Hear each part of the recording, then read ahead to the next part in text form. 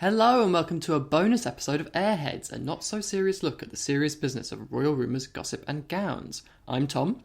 And I'm Maeve. And you may have forgotten with all the Harry and Meghan drama, the 5 big questions survey and everything else that's been going on, but there is going to be a royal wedding this year. Well, maybe. Princess Beatrice is currently engaged and planning her wedding to Edoardo Mapelli-Mozzi. We've been meaning to talk about this for weeks. You guys have sent us a lot of questions about these two. And we just wanted to do a real deep dive into their courtship and engagement and wedding plans and all of that. But first, we should mention that we don't know what is going to happen with this wedding because yesterday the Prime Minister Boris Johnson announced that all weddings were going to be cancelled for at least the next 3 weeks, after which the government is going to review the situation and see and maybe go back to normal, but, you know, it's not looking good.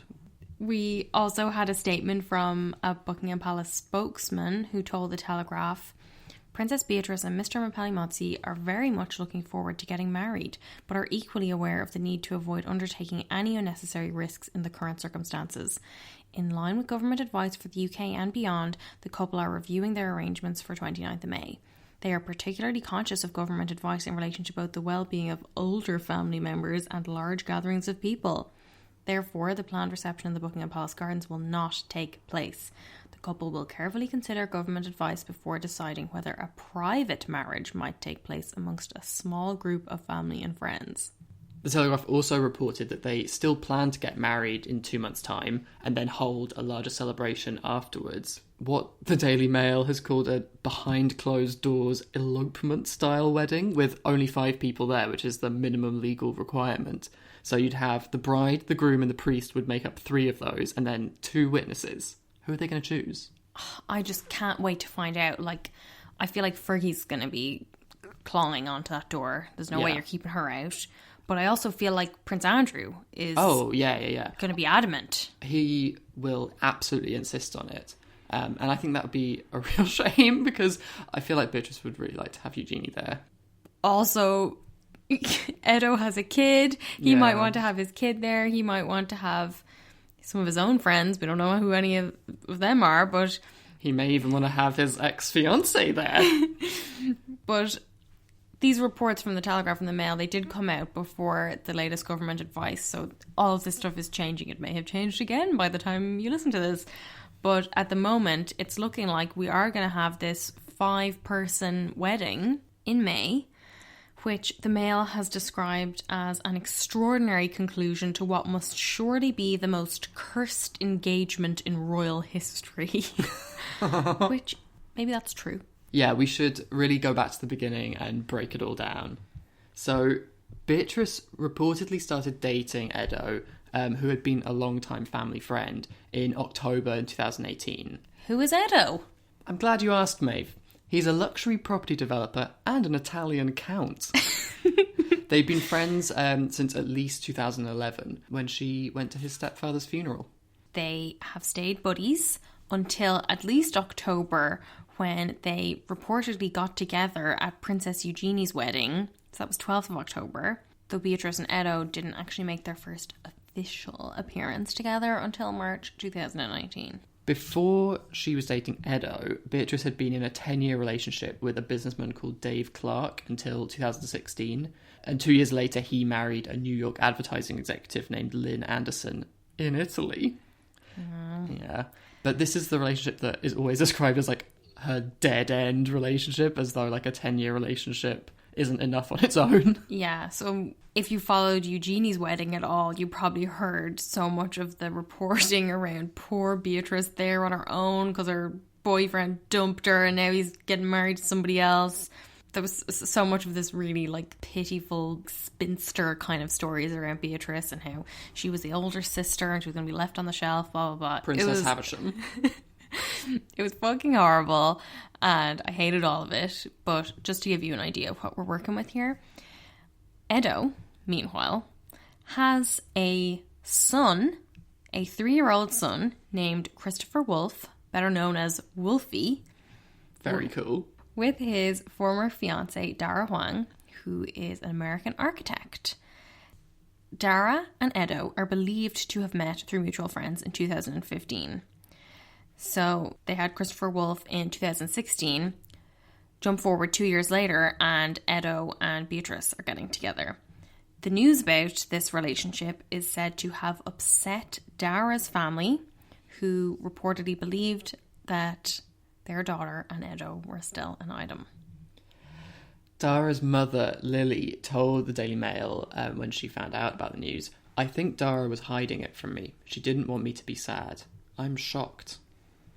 I know. I feel a bit weird talking about this because these people aren't public figures in the same way that Beatrice is, but they did go and talk to the Mail about it. So Dara's mother also said she believes it came as a shock to Dara as well, that it was very sudden.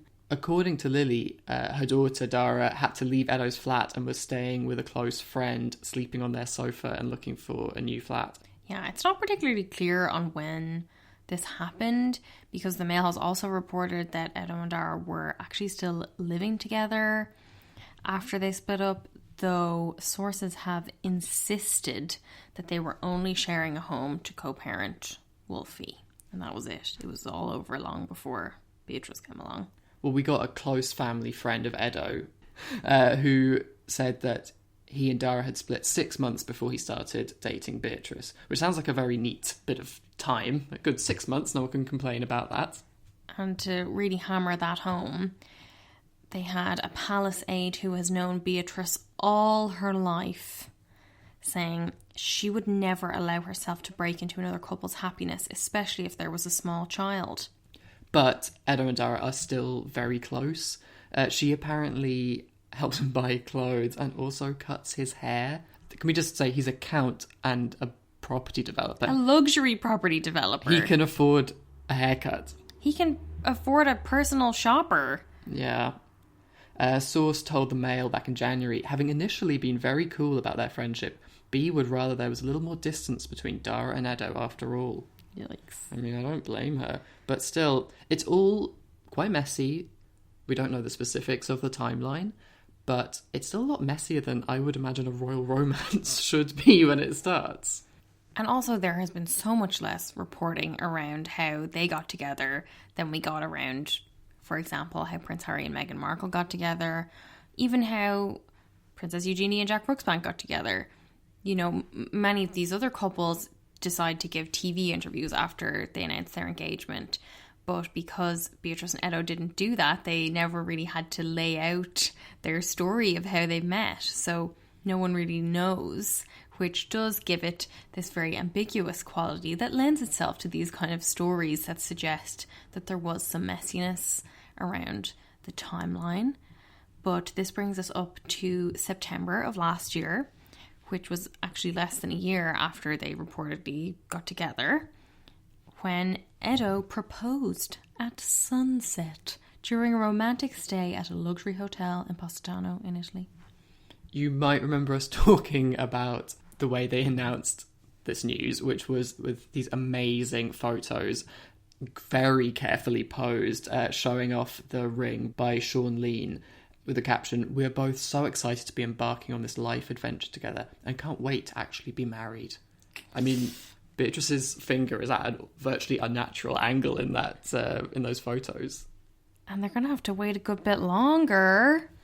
Very unusually, after they announced this engagement, Dara gave a statement, Edo's ex, saying, "I wish the best for Edo and Beatrice and look forward to uniting our families." The tradition with aristocratic weddings is to get married 6 months after getting engaged, and there was a lot of consternation over when they would name the date, because things just seemed to get in the way. First, we had the general election in the UK in October, and generally royals don't overshadow big political events such as an election. Then right after the election in November, we had Prince Andrew's infamous car crash Newsnight interview.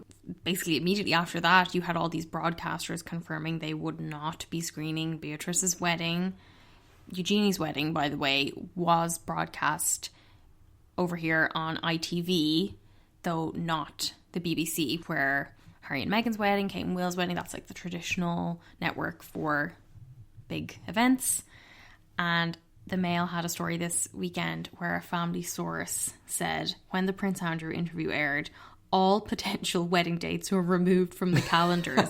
For a time, it looked as if the wedding might be postponed indefinitely, which is just devastating for poor Beatrice. Like, we say it all the time that Andrew has, like, really messed things up for her, and particularly with this wedding.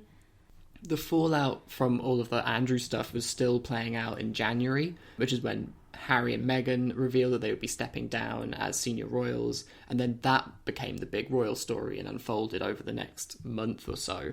Finally, in February, Beatrice and Edo got to announce their date, May 29th, and it was painstakingly chosen to avoid conflicts with the Queen's schedule in June, because she had all these events, Trooping the Colour, Ascot, things like that she just couldn't miss. How it all seems so silly now. I know. And all the while, we were getting information about how Beatrice was planning the wedding, and we heard stories about their engagement party, and then Andrew messed up the engagement party, and it was ongoing. But one of the things that was particularly interesting was what Edo's son's role was going to be in the wedding. So as we said, he's only 3. But apparently he was going to be a big part of the wedding, possibly as best man, but probably as a page boy, according to one of Beatrice's friends who spoke to People magazine.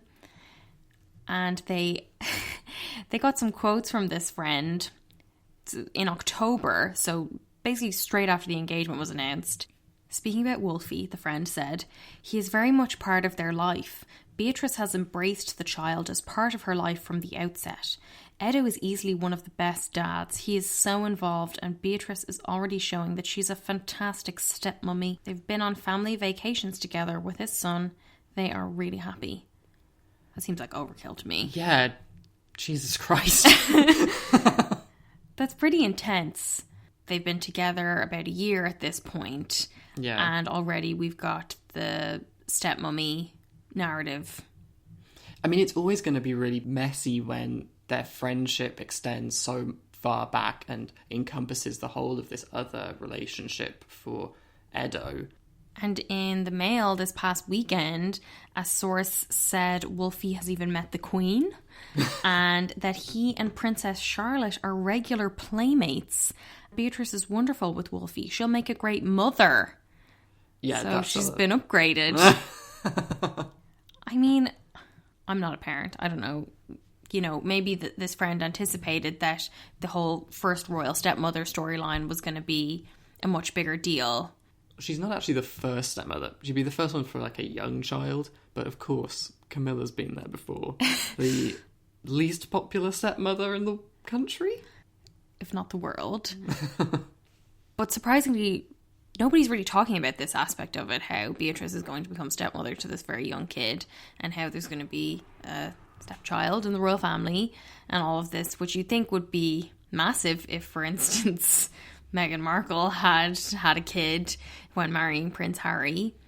And while we have heard that Beatrice maybe would like Dara and Edo to be less close, the Mail has also reported that there's actually no drama between Dara and Beatrice, no drama at all, because against the odds, the parties remain on civil terms, which just immediately makes me think, what odds? What are these odds? When parties are on civil terms, that means there's definitely no drama, right? I also liked that a close friend was quoted as saying, "Dara feels lucky that she and Edo are so amicable that splitting time with Wolfie hasn't been an issue and he remains happy. They take turns over who stays in the family house, keeping Wolfie in a consistent environment. Beatrice has been kind to allow them to do so." She's a generous queen. She's cracking the whip. Interestingly, though, The Telegraph last month had a story about the feud between Beatrice and Eugenie and Harry and Meghan. Because we know that Harry had previously been very close to both York sisters. As children, they went on holidays together, they went skiing. Their mums, Diana, Fergie, were really chummy in the 80s and 90s. And this relationship carried on through their teen years and into adulthood. But a source close to Beatrice and Edo admitted that while all members of the family had been informed of the date in advance of the formal invites being posted, there was still uncertainty over the Sussexes' RSVP. This source says, of course Harry and Meghan will be invited, but it is up to them whether or not they choose to attend. The trouble with Harry and Meghan is that they think they are bigger than the institution. It's such a shame things have turned out like this.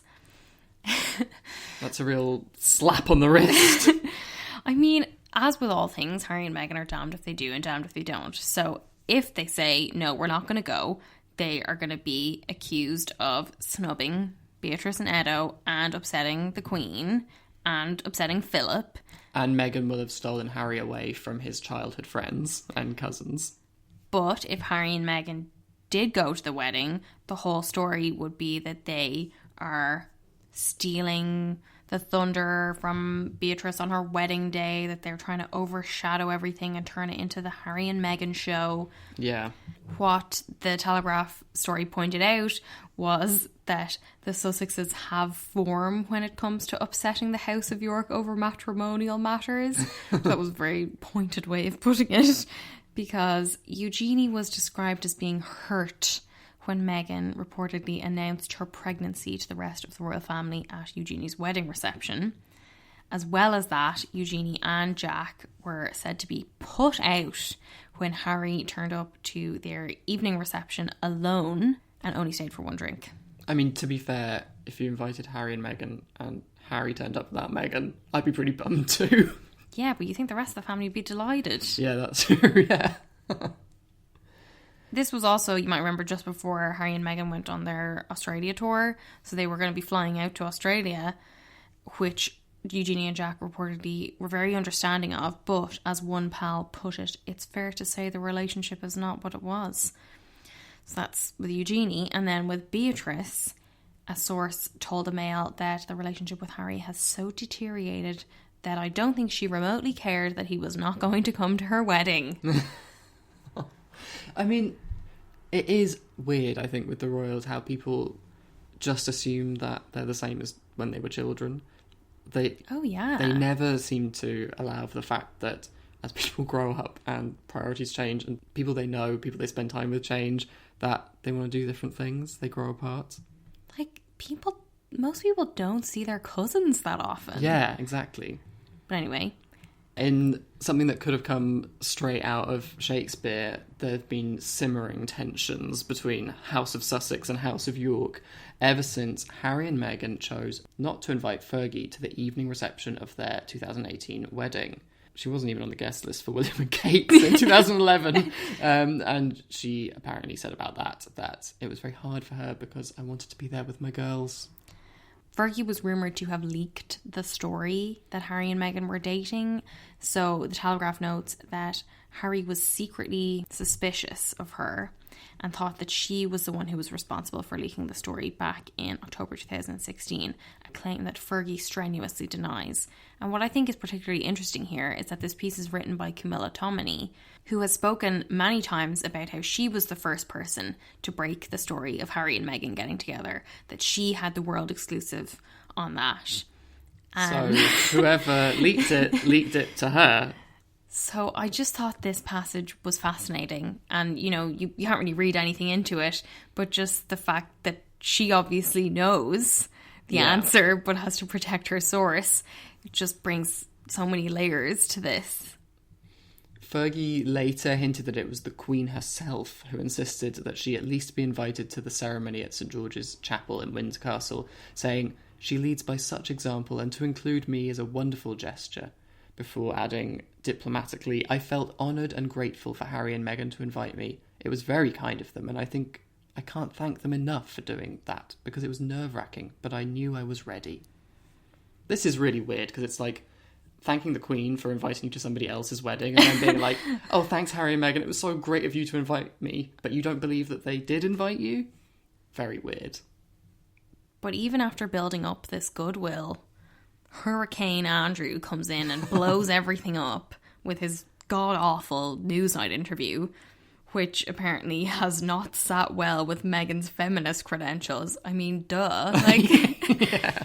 We've heard a few times about this, but you know, it's pretty clear that Meghan and Harry are not impressed with Andrew one bit, as they shouldn't be. Yeah. As any sane person is not impressed with that interview, apart from the Yorks, who are insisting that Andrew is innocent until proven guilty and should at the very least be able to count on his family's support. I mean, fine, but don't let him be at this tiny, tiny wedding. Andrew has been the biggest obstacle for this whole wedding until the coronavirus. Because a month after announcing the date and this much hyped Buckingham Palace reception, which was going to be hosted by the Queen, that's been called off too.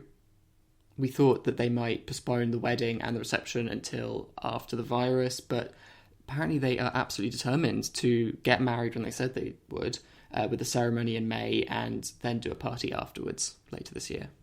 Even though the whole thing about this wedding was that it was going to be the first London royal wedding since Will and Kate's, and the Queen had graciously offered to hold a reception in Buckingham Palace, which was such an honour, and apparently another show of support for Prince Andrew, even though we thought it was very funny that she was going to have to be in the tent, the posh tent in the garden, but now she doesn't even get the posh tent, but she may still get the tiara, because according to the Mail, even if there's only 5 people there, Beatrice is probably going to wear her wacky wedding dress and almost certainly going to wear a loaned tiara from the Queen, which is wild to me. Yes, you do want those photos of you on your wedding day in the tiara and the dress, but it just seems insane in the middle of this pandemic. And they're going to have to clean that tiara really well because the virus lives on metal for like way longer than anything else. But she's been seen visiting Caroline Castigliano's shop in Knightsbridge, which is a very feminine, classic, romantic designer. It's very different from the kind of stuff that we might expect Beatrice to go for her wedding dress. I mean, you just described her dress as wacky. I mean, I was really looking forward to Beatrice's dress. I thought it was going to be very unconventional, very unexpected. She can be quite unpredictable in her style. You know, I thought she was going to take a big risk, and I would have loved to see that. But hearing that she's going to Caroline Castigliano makes me think, oh, this is going to be a really, really, really bridal dress. Yeah. Like, that it's going to be very classic, as you were saying. And that, to me, is quite disappointing. My ideal would be that they postpone this wedding and that we do get some kind of coverage of it, and that she wears 2 dresses, and that, you know, maybe like Meghan, she goes for the more classic style for the ceremony, and then she lets her freak flag fly for the afters. I would have thought that the royal family would be pushing for her to postpone the wedding because nothing kind of boosts the British public's support of the monarchy than a royal wedding. People get really, really into it, but they're not going to get into it if they can't, like, go and line the streets and fly the flag. So surprising. Royal weddings and royal babies are the 2 things that even anti-monarchists like about the royal family. They're the kind of things that everyone gets on board with all over the world.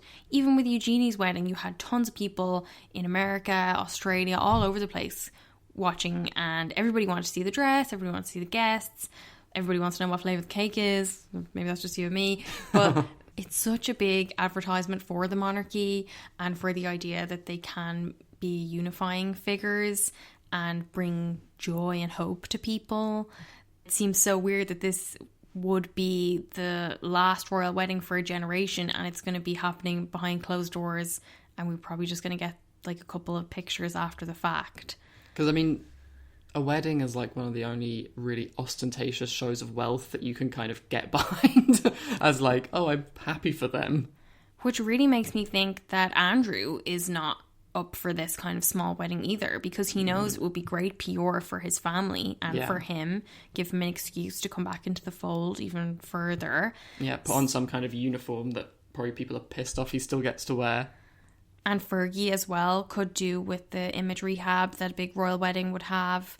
You know, she got a nice boost from Eugenie's wedding. So, you know, it would be pure gold for the Yorks. And again, it's very surprising. But it seems to me if they do want to go ahead with it so much that it really shows how determined Beatrice is to get married against all of these obstacles that have stood in their way. And I just feel terrible for her because I feel like it must be so stressful to be planning any kind of big event right now, especially your wedding, especially a royal wedding, that people are going to want to see the pictures, and everybody's going to want to hear about what happened and who said what in the speech and who was there, and there's going to be so much scrutiny on it, and she's doing it in the worst possible circumstances. I mean, maybe it's a relief. I mean, I can imagine that she's probably like beyond caring whether or not Fergie has more children's books she needs to sell, and the idea of maybe being asked once again to postpone the wedding or find a more appropriate date after all the obstacles that she's had to clear already. Even if the virus dies down and she's allowed to have a bigger wedding, we have a book about Epstein coming out. So this is a lawyer, Brad Edwards, who's represented Jeffrey Epstein's victims for more than a decade. It's being serialised in the Mail on Sunday, and the excerpts that they had last weekend detailed Edwards' dealings with Virginia Roberts, which meant that the Mail on Sunday could use this picture of Andrew on the cover. We didn't get anything new, but the whole thing is laid out once again in it, all the alleged encounters between Andrew and Virginia. Yeah, and it keeps Andrew on the front pages, so that's not going to make for a nice Sunday reading for the Queen in her self-isolation in Windsor Castle. But also it reminds everybody that Andrew has shut the door on any voluntary cooperation with the inquiry into Epstein's crimes. So this story is not going away, and the more it sticks around, the more it just casts this big, ugly shadow over poor Beatrice's wedding. I think to distract us from this hulking shadow of Prince Andrew and his alleged crimes, we could focus on something a little bit more fun. Tom and I are going to brainstorm some ideas for Princess Beatrice's wedding dresses. And we're gonna stick them up on our new Pinterest. Yeah, we're getting really into Pinterest. And we can make a Pinterest board. Well done, Maeve. With some ideas for Beatrice if she's looking for any help. Yeah, we'll send them to her. But we would love if you guys could suggest some ideas too. And listen, we don't want your classic conventional bridal stuff. I want art pop ball. I want inflatable. I want the bridal equivalent of that Philip Treacy hat from Kate and Will's wedding. What's that going to look like? You tell me. I'm dying to know. And in the meantime, you can try your hand at our Quarren Queen quiz, which we have finished, and we can email out to anybody who wants it. We're also getting close to finalising our website. So you should be able to download it from there and play it at home with your quarantines and or solo if you like. Other than that, we will be back on Monday with a new episode. So please let us know if you have any questions or topics you'd like us to discuss. You can email us for the quiz at airheadspod@gmail.com. Find us on Instagram and Twitter at airheadspod. Oh, and Pinterest at airheadspod. And Facebook at airheads. And if you like this episode, please give us a 5-star review wherever you get your podcasts and tell a friend. Until Monday, we hope you stay safe. Have a good week. Bye.